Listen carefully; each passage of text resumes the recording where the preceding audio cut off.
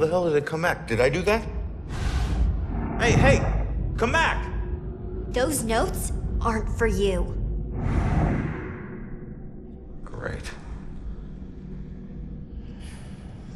Looks like some sort of code or something.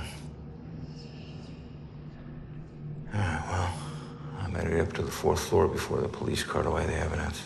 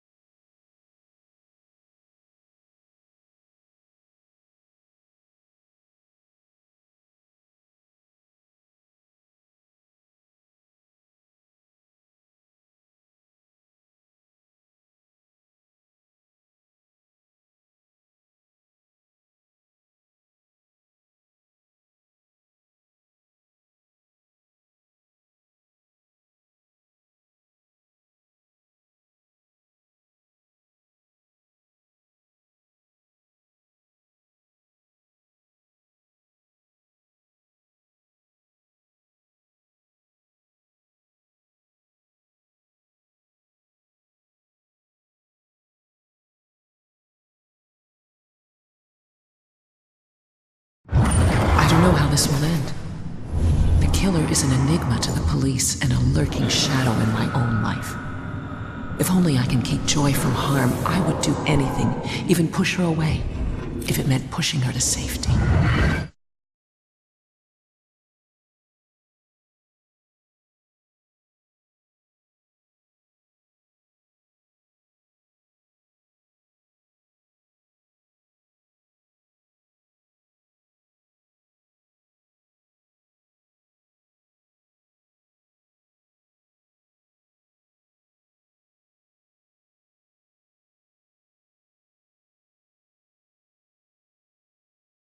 I still remember seeing the ad for the Regal Apartments in the paper. It's easy for people to look at it and see a dingy, run-down shithole. But me? I saw a place with history and character. I saw a place full of artistic inspiration. Before I knew it, I was the official tenant of apartment 3A. Looking back on it, I wish I had never even unpacked. My new apartment turned out to have more character than I had anticipated. The carpets were occasionally soggy, the pipes were rusty, and I could hear the tenant below me banging against the walls and screaming at the top of his lungs. Sure, there were other problems with the place, but they just added to its charm. They were things I could live with. What I couldn't live with was showering in brown water, mysterious leaks molding the carpet, and obnoxious neighbors. I called the plumber, who arrived just as I was about to have a word with the people downstairs. When I showed him the wet spots on the carpet, he scratched his head and explained that nothing was leaking, and that the reason for the wet spots was most likely due to me spilling something and not realizing it. Did this guy take me for an idiot? I never spilled a thing.